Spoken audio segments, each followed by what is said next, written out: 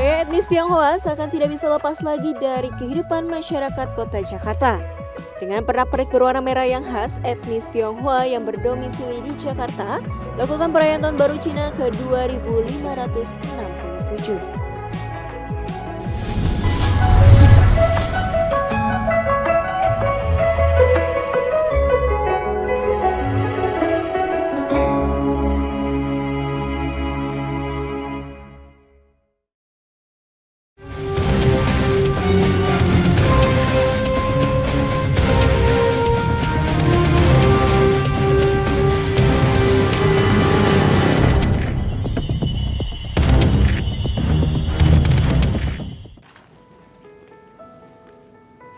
Saya Garesha Roha kembali menemani Smart Viewers #Jakarta yang membahas mengenai keanekaragaman suku dan budaya di Indonesia. Salah satunya yang akan dibahas adalah etnis Tionghoa di Jakarta. Smart Viewers, tanggal 8 Februari kemarin merupakan hari yang bersejarah bagi masyarakat Tionghoa di Indonesia. Perayaan Tahun Baru 2567, yakni Tahun Moyat Api, dirayakan dengan sukacita oleh masyarakatnya. Lantas sebenarnya, seperti apakah budaya Tionghoa tersebut? Berikut ulasannya hanya di #Jakarta.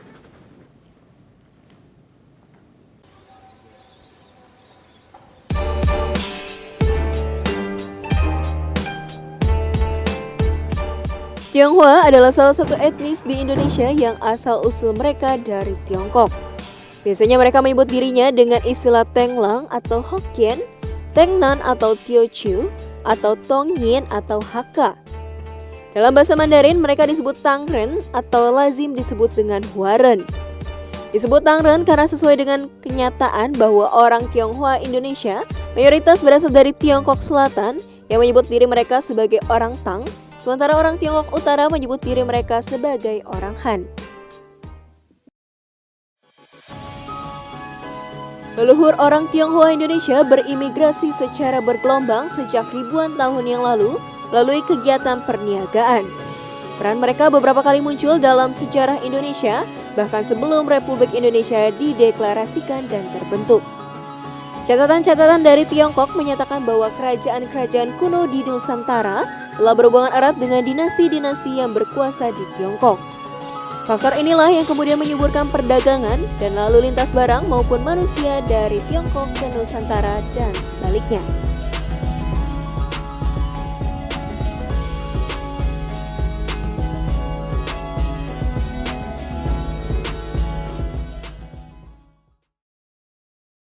Proklamasi.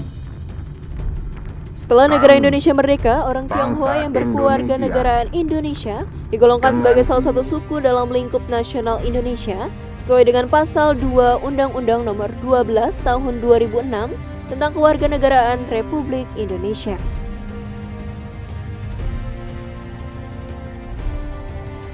Tionghoa adalah istilah yang dibuat sendiri oleh orang Tionghoa di Indonesia yang berasal dari kata Chongqua dalam bahasa Mandarin. Chongqua dalam dialek Hokkien dilafalkan sebagai Tionghoa.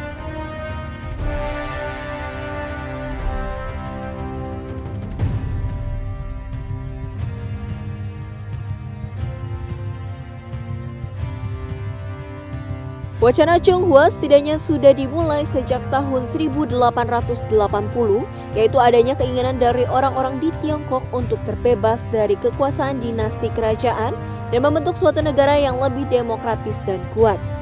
Wacana ini sampai terdengar oleh orang asal Tiongkok yang bermukim di Hindia Belanda yang ketika itu dinamakan orang Cina. Kemudian sekelompok orang asal Tiongkok yang anak-anaknya lahir di Hindia Belanda merasa perlu mempelajari kebudayaan dan bahasanya. Pada tahun 1900 mereka mendirikan sekolah di Hindia Belanda di bawah naungan suatu badan yang dinamakan Tionghoa Huekuan atau THHK. THHK dalam perjalanannya bukan hanya memberikan pendidikan bahasa dan kebudayaan Tiongkok, tetapi juga menemukan rasa persatuan orang-orang Tionghoa di Hindia Belanda seiring dengan perubahan istilah Cina menjadi Tionghoa di Hindia Belanda.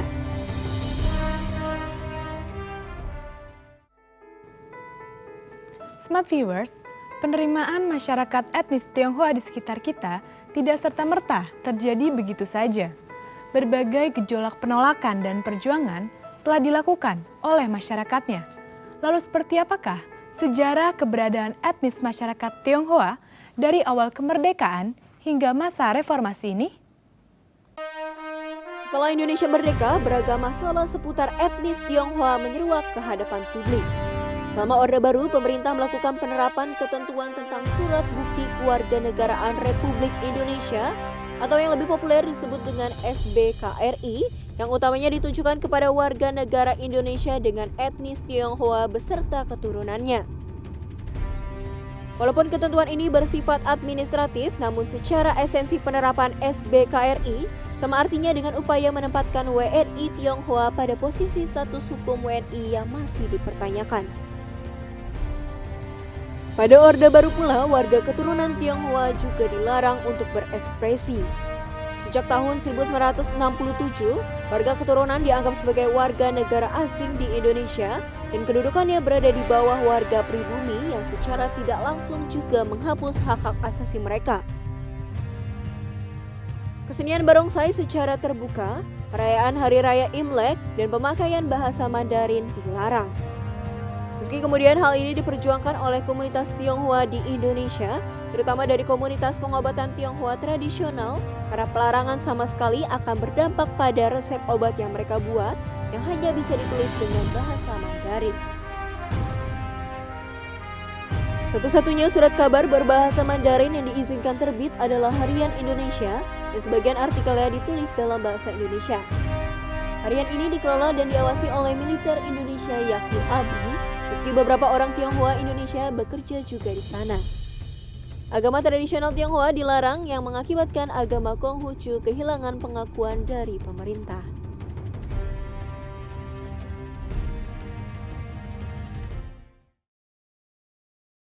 Saya memutuskan untuk menyatakan berhenti dari jabatan saya sebagai Presiden Republik Indonesia terhitung sejak saya bacakan pernyataan ini pada hari ini, Kamis 21 Mei 1998. Pada masa akhir dari Orde Baru, terdapat peristiwa kerusuhan rasial yang merupakan peristiwa terkelam bagi masyarakat Indonesia, terutama warga Tionghoa, karena kerusuhan tersebut menyebabkan jatuhnya banyak korban. Haja Sias Mawarni, seorang wanita berparuh baya yang merupakan orang asli keturunan dari etnis Tionghoa. Umur yang kini sudah 70 tahun tidak lepas dengan berbagai aktivitas yang sangat banyak. Mulai menjadi pengusaha es krim Italia Ragusa hingga menjadi pengajar bahasa Mandarin kepada anak-anak jalanan. Banyak berbagai penghargaan yang telah diraih olehnya. Semua itu berawal dari kekesalannya terhadap aksi kekerasan yang terjadi pada tahun 1998, yang kala itu etnis Tionghoa menjadi sasaran amarah dari warga Jakarta. Saya merasa sangat prihatin karena saya sendiri, saya kan orang Islam, tapi kan dia mana tahu yang namanya api. Saya kayak di Jogja Klender, di Srivijaya, dimanapun tempat saya habis dibakarin.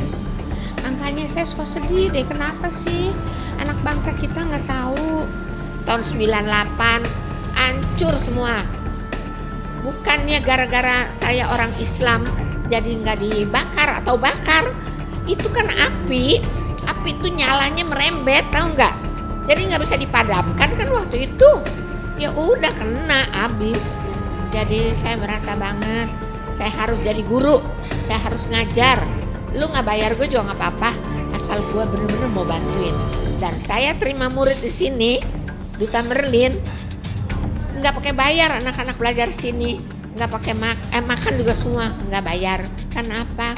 Karena hati saya merasa saya harus bantu pemerintah Indonesia, tentunya yang hebat. Belum memangku jabatan presiden, saya akan melaksanakan kewajiban konstitusional saya. Dan ketika memasuki era reformasi pada 1998, telah banyak menyebabkan perubahan bagi kehidupan warga Tionghoa di Indonesia. Walaupun belum 100% perubahan tersebut terjadi, namun hal ini sudah menunjukkan adanya tren perubahan pandangan pemerintah dan warga pribumi terhadap masyarakat Tionghoa. Bila pada masa Orde Baru, aksara, budaya, agama, ataupun atraksi Tionghoa dilarang untuk dipertontonkan di depan publik, saat ini hal tersebut telah menjadi pemandangan umum yang dapat dilakukan dimanapun.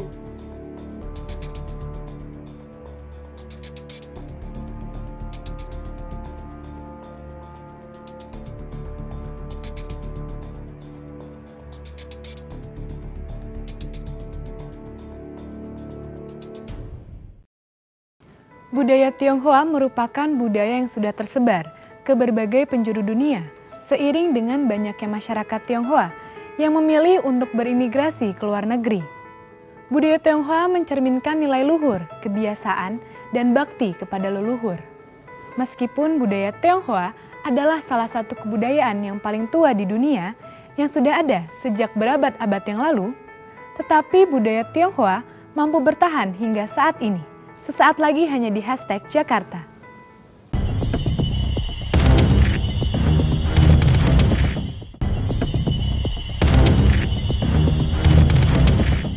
Sama seperti masyarakat Tionghoa yang ada di Tiongkok, masyarakat Tionghoa yang ada di Jakarta juga melakukan berbagai macam perayaan yang dilakukan untuk menyambut Tahun Baru Imlek 2016, yang ditandai dengan dimulainya Tahun Monyet menurut penganggalan Tionghoa.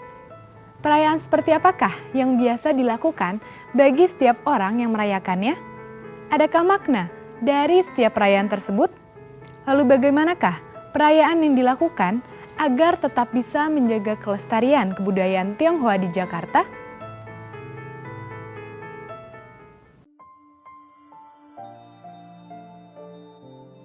Berbagai kegiatan yang dilakukan untuk merayakan Imlek merupakan kebiasaan budaya Tionghoa yang sudah dilakukan secara turun-temurun hingga saat ini. Bukan sekedar melakukan berbagai macam atraksi saja, namun ada berbagai kegiatan lainnya yang dilakukan bersama keluarga. Kegiatan tersebut memiliki makna tersendiri bagi masyarakat Tionghoa. Misalnya kebiasaan membersihkan rumah yang bertujuan untuk menyapu bersih kemalangan tahun lalu dan menyambut nasib baik di tahun yang baru. Kebiasaan-kebiasaan lainnya saat merayakan Imlek seperti makan malam bersama keluarga yang tidak lepas dari pemberian angpau atau amplop merah yang diberikan oleh orang yang sudah menikah kepada yang belum menikah.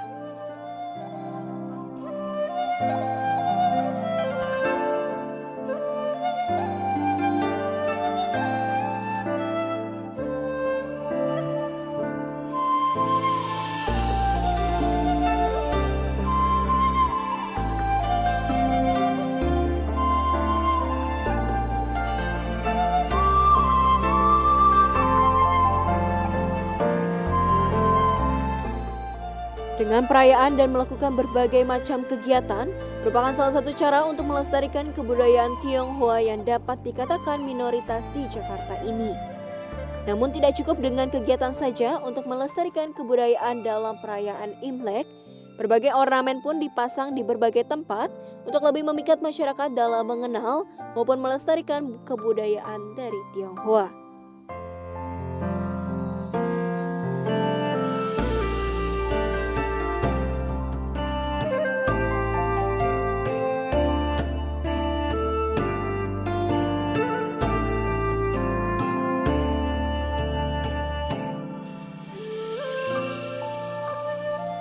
Selain itu, masyarakat etnis Tionghoa yang beragama Buddha maupun Konghucu merayakan Tahun Baru Imlek dengan melakukan sembahyang di kelenteng atau wihara. Salah satu wihara tertua yang masih sering dikunjungi ialah Wihara Bahtera Bakti.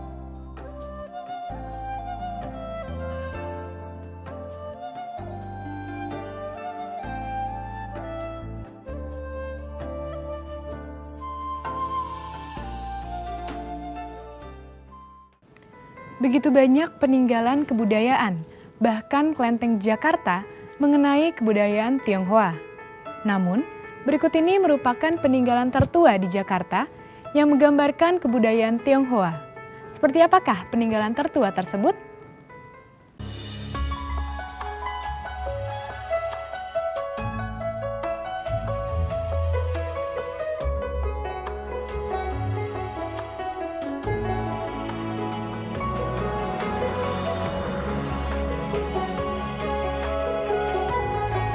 Wihara Bahtera Bhakti merupakan wihara tertua di Jakarta yang dibangun pada tahun 1650, kemudian direnovasi pada tahun 1923. Berbagai ornamen yang ada merupakan peninggalan kebudayaan Tionghoa, adapun ornamen baru yang digunakan untuk wihara tersebut. Tidak hanya unik dari segi arsitekturnya saja, kelenteng ini mempunyai keunikan lainnya, yaitu cerita cinta yang menghiasi keberadaan dari kelenteng tersebut. Pintu gerbang kelenteng Bahtera Bhakti Ancol terdapat patung naga dan 5 lukisan dalam kotak segi 4 yang menggambarkan kelima elemen klasik Tionghoa, yaitu kayu, api, tanah, logam, dan air.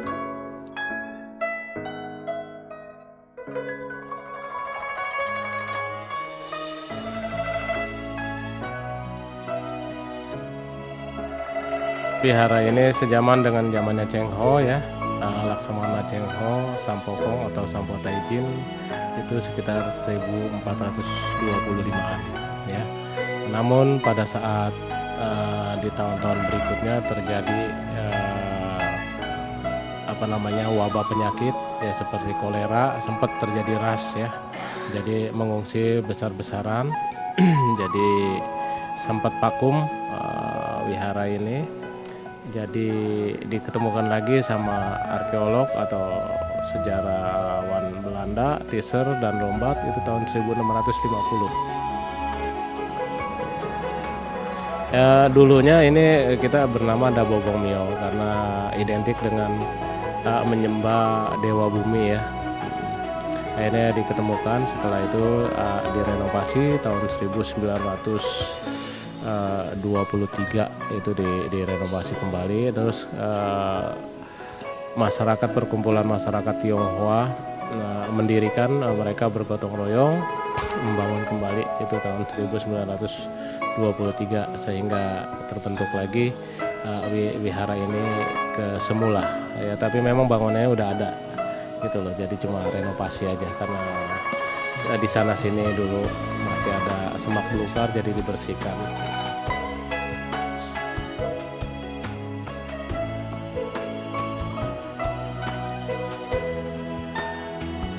Bukan hanya peninggalan Tionghoa saja, tetapi di wihara ini terdapat altar Buddha dengan 3 patung serta relief Candi Borobudur. Hal tersebut dikarenakan pada masa Orde Baru tahun 1998, pengunjung wihara ini sepi dan banyak masyarakat Tionghoa yang beralih ke agama Buddha. Pada saat Orde Baru ya justru kita sempat agak sedikit, bukan vakum ya, agak sepi ya, karena mereka yang beragama Tao atau Konghucu mereka pindah ke agama Buddha, ke agama Kristen ya. Makanya dulu persembahyangan juga agak sepi, jadi kita bentuk juga ada di sini wihara untuk umat-umat Buddha.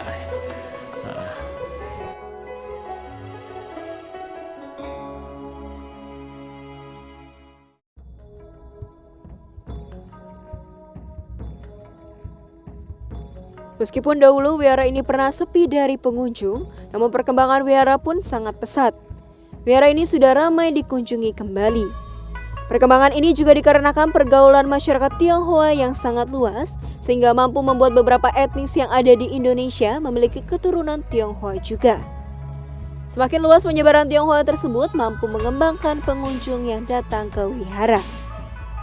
Wihara yang dibuka dari pukul 5 hingga 6 waktu Indonesia Barat ini berlokasi di Ancol, dan pada saat perayaan Imlek, Wihara Bahtera Bhakti ini melakukan berbagai kegiatan dari sebelum Imlek hingga Tahun Baru Imlek, seperti melakukan permandian patung-patung hingga melakukan sembahyang. Pengunjung wihara pada saat Imlek kali ini melonjak hingga 10 kali lipat dari hari biasanya. Iya, memang lebih padat. Mungkin bisa 10 kali lipat dari hari-hari persembahyangan biasa ya. Dan itu juga saya juga kurang tahu jumlah yang sebenarnya karena mereka mobile terus ya, datang pergi gitu.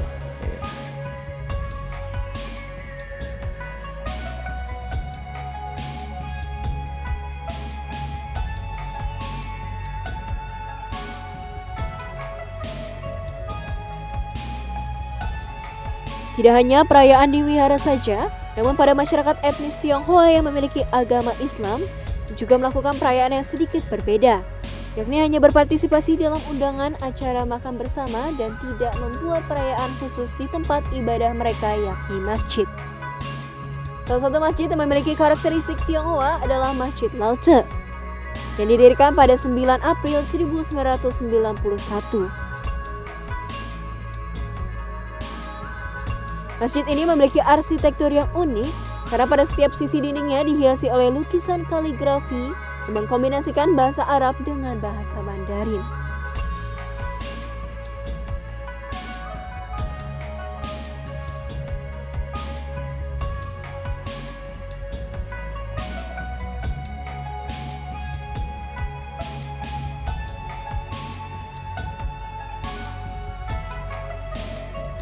Jadi masjid ini memang kita khususkan untuk etnis Tionghoa. Jadi selama ini banyak kiai ustadz itu kan berdakwah, kalau istilahnya banyak mengislamkan orang Islam. Jadi kita dari beberapa ulama Islam, Ketua Majelis Ulama dulu ya Pak Kiai Ali Afi dari Nahdlatul Ulama, sekarang ada Pak Din Samsudin dari Muhammadiyah, itu kita sama-sama aktif di sini mendirikan masjid Lao Tse ini untuk memberikan informasi Islam kepada orang Tionghoa. Sebetulnya awalnya bukan memilih nama Lao Tse. Lao Tse ini nama jalan lebih dulu daripada masjid. Setelah masjid ini kita sewa. Ini awalnya kita sewa, lalu sekarang sudah dimiliki, mencari nama. Ya kan, namanya nama-nama Islam kurang menarik kalau menurut saya. Jadi akhirnya kita pakai nama Jalan Lao Tse dan itu dipakai nama masjid supaya lebih gampang diingat. Dan kebetulan memang karena kita dakwah di lingkungan orang Tionghoa, Lao Tse itu kan artinya guru. Masjid yang memiliki 3 lantai ini terbuka untuk semua kalangan, baik masyarakat etnis Tionghoa maupun masyarakat lainnya. Kata Lao Tse dari masjid ini sendiri berasal dari nama jalan tempat masjid ini dibangun yang artinya adalah guru. Misi dari dibangunnya Masjid Lao Tse ini adalah memberikan informasi Islam kepada etnis Tionghoa yang memeluk agama Muslim. Kedua hal tersebut membuktikan bahwa etnis Tionghoa mendapatkan kebebasan dalam memeluk agama, namun tetap tidak melupakan adat dari tradisi Tionghoa tersebut.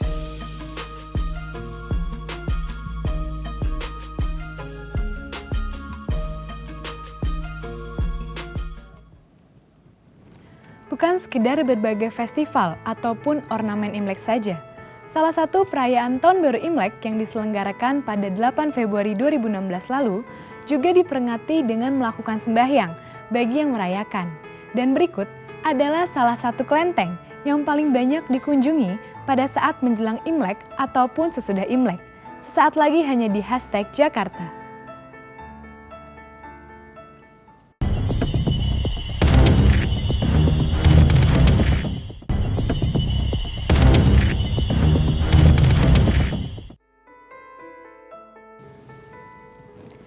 Hari Raya Tahun Baru Imlek adalah hari raya yang ditunggu-tunggu oleh masyarakat beretnis Tionghoa.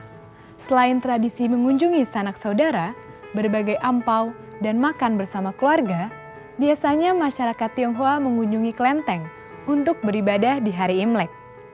Usai sudah 30 menit saya Garisha Roha menemani Smart Viewers di #Jakarta dengan membahas etnis Tionghoa di Jakarta. Namun sebelum menutup jumpa kita hari ini, berikut kami tampilkan harapan masyarakat Tionghoa untuk Indonesia. Sampai jumpa.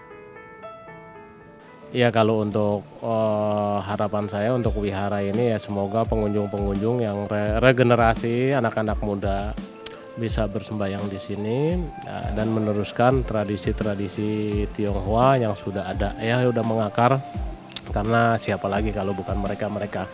Jadi kita bisa berkembang ke sana, dan pada tahun-tahun ini yang seperti tahun istilahnya monyet api ya, Jadi harapan ke depan ya semoga Indonesia tidak terjadi lagi kemelut dan kita damai, tidak ada keributan ataupun. Ya, jadi kita emang kerja buat Indonesia, bukan buat orang-orang.